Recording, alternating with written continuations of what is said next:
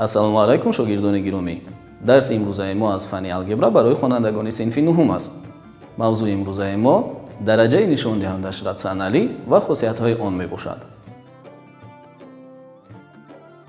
шогирдони гиромӣ, пас аз тамошои ин навор шумо метавонед хусусиятҳои дараҷаи нишондиҳандааш бутунро барои дараҷаи нишондиҳандааш ратсионалӣ истифода баред ва ҳамчунин дараҷаи нишондиҳандааш ратсионалиро ба шакли решаи арифметикӣ навишта.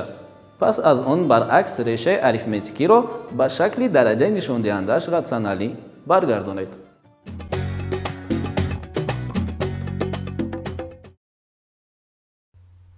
дар ҷои а ва n дилхоҳ ададҳо буда метавонанд.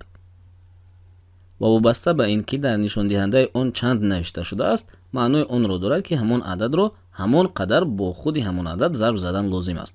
яъне масалан 5 дар дараҷаи 6 маънои онро дорад ки 6 маротиба 5-ро зарб задан лозим аст. 5 дар дараҷаи 5 бошад, маънои онро дорад ки 5-ро 5 маротиба зарб задан лозим аст. ҳамин тавр 5 дар дараҷаи 1 маънои онро дорад ки ин ададро 1 маротиба навиштан лозим аст ва ҳар адад дар дараҷаи 0 ба 1 баробар аст. танҳо як истисное вуҷуд дорад, шогирдони гиромӣ, ва ман умедворам шумо онро медонед. яъне кадом адад дар дараҷаи 0 ба 1 баробар намешавад.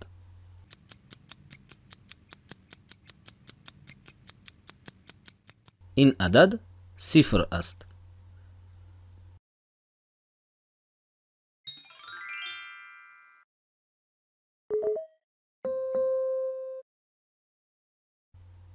умедворам мавзӯи қаблиро хуб аз худ намуда бошед, зеро барои фаҳмидани мавзӯи имрӯза дониши аз худ кардаи шумо бениҳоят муҳим мебошад.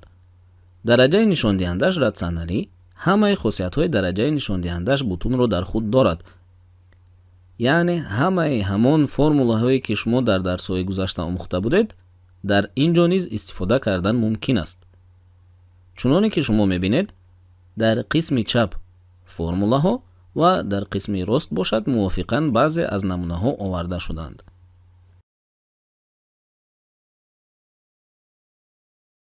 ададҳои ратсионалӣ.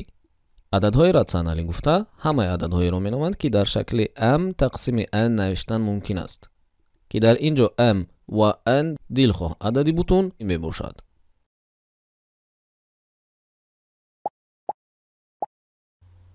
дараҷаи нишондиҳандааш ратсионалӣ гуфта чунин ададҳоеро меноманд ки шакли умумии зеринро доранд, ки дар ин ҷо a дилхоҳ адади бутун, b адади натуралӣ, яъне ададҳое ки аз як калон мебошанд, ва c дилхоҳ адад буда метавонад.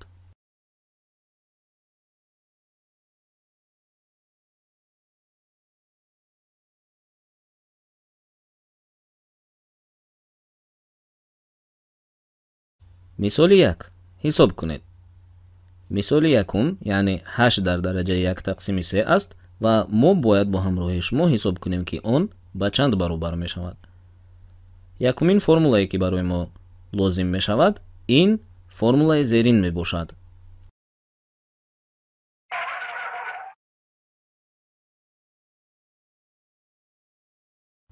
a дар дараҷаи m тақсими n баробар аст ба решаи n аз a дар дараҷаи m.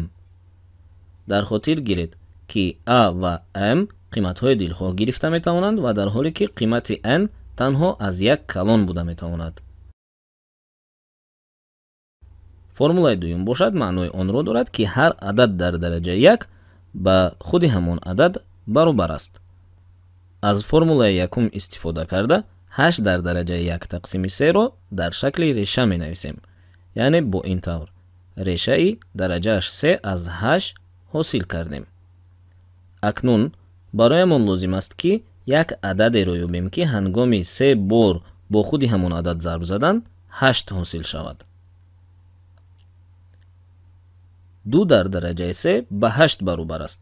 аз ин ҷо мо мефаҳмем ки ҷавоби ин мисол 2 аст. яъне 2 зарби 2 зарби 2 баробари 8 аст.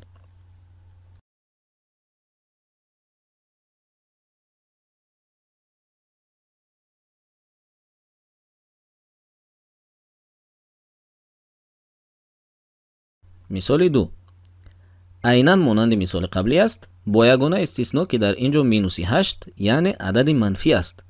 пурра ба монанди мисоли қаблӣ ҳал карда мешавад. аз формула истифода карда мебинем ки решаи дараҷааш 3 аз минуси 8 пайдо мешавад. савол: оё шумо медонед ки кадом ададро 3 маротиба бо худаш зарб занем ба минуси 8 баробар мешавад?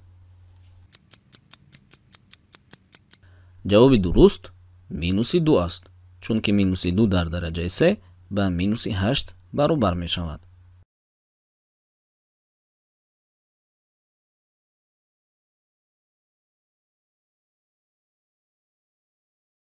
мисоли сеюм. ифодаи 2b дар дараҷаи минуси 2 тақсими 3-ро ба намуди реша аз адад нависед. барои ҳал намудани ин мисол мо аз ду формула истифода мекунем. якум формулае ки мо бо он аллакай шинос ҳастем ва як формулаи нав. чуноне ки мебинед, якум формулаи мо бо он аллакай шинос ҳастем ва формулаи дуюм бошад a дар дараҷаи минуси m баробар аст ба 1 тақсими a дар дараҷаи m. мақсад аз ин формула дар он аст ки барои тағйир ёфтани аломати нишондиҳанда мо бояд онро ба махраҷи каср гузаронем. ҳамин тавр аз ин формула истифода карда мо 2 тақсими b дар дараҷаи 2 тақсими 3-ро ҳосил кардем. шумо мебинед ки ин аломати минус пас аз баробарӣ нест шуд. дараҷаи рационалиро ба решаи дараҷаи 3 табдил медиҳем. дар ниҳоят мо 2 тақсими решаи дараҷаи 3 аз b квадратро ҳосил кардем. умедвор ҳастам ин қисми маълумотҳо бароятон осон буданд ва биёед намунаҳои дигарро низ дида бароем.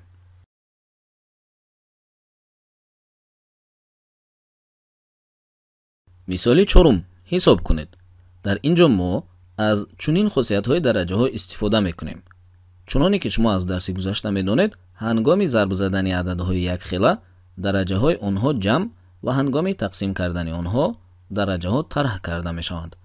аз ин хусусиятҳо истифода карда мо чунин натиҷаро ҳосил мекунем. яъне асос танҳо як маротиба навишта шуда, нишондиҳандаи асос бошад мувофиқан ҷамъ ва тарҳ карда мешаванд. аз рӯи хусусиятҳои касрҳое ки махраҷи якхела доранд, мо медонем ки сурат ҷамъ ва тарҳ карда мешавад, дар ҳоле ки махраҷи он бошад бетағйир як маротиба навишта мешавад. ҳамин тавр мо дидем ки ҷавоби ин мисол ҳам ба 2 баробар аст. мисоли 5. ҳисоб кунед.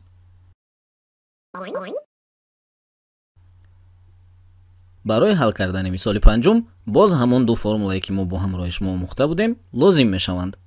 шумо мебинед ки ду то адад дар шакли реша ва дутои дигараш дар шакли дараҷаи рационалӣ оварда шудаанд. ададҳое ки дар шакли реша навишта шудаанд дар асоси формулаи якуме ки бо ранги зард навишта шудааст ба шакли дараҷаҳои рационалӣ менависем, то ин ки ҳамаи ададҳо дар як шакл навишта шуда бошанд. акнун бошад аз формулаи дуюм истифода карда 2 дар дараҷаи 3 ҷамъи 1 тақсими 4 зарби 5 дар дараҷаи 3 ҷамъи 1 тақсими 4-ро ҳосил мекунем. касрҳоро ҳал карда 2 зарби 5-ро ҳосил мекунем. ҷавоби ин мисол 10 мебошад.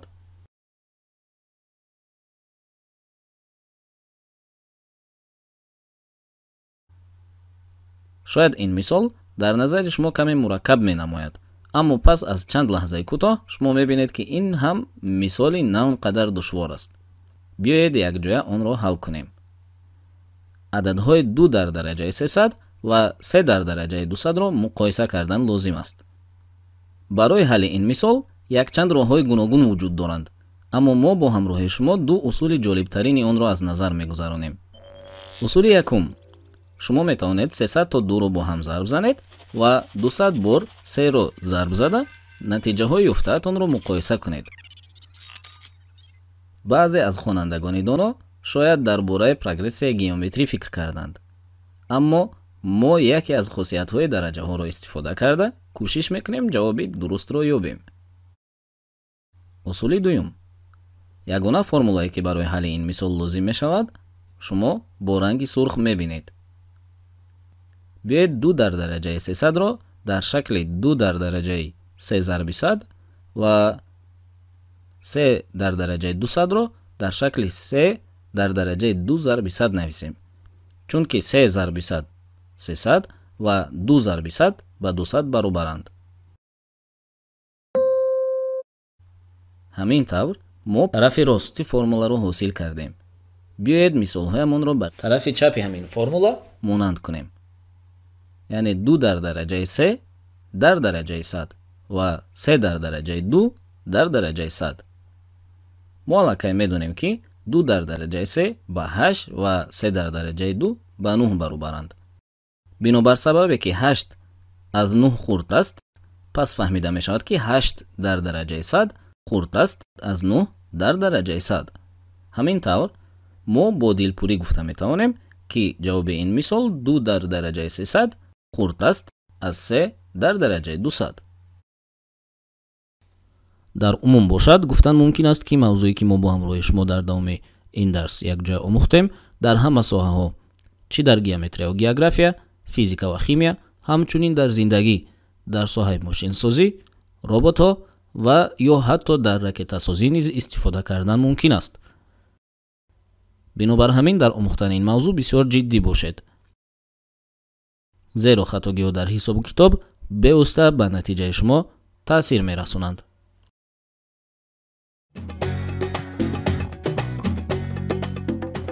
шогирдони гиромӣ, дар ҳамин лаҳза дарси имрӯзаи мо бо ҳамроҳи шумо тамом мешавад. умедвор ҳастам ин дарс барои шумо ҷолиб буд ва мавзӯъро хуб аз худ намудед. хайр, то дарсҳои оянда.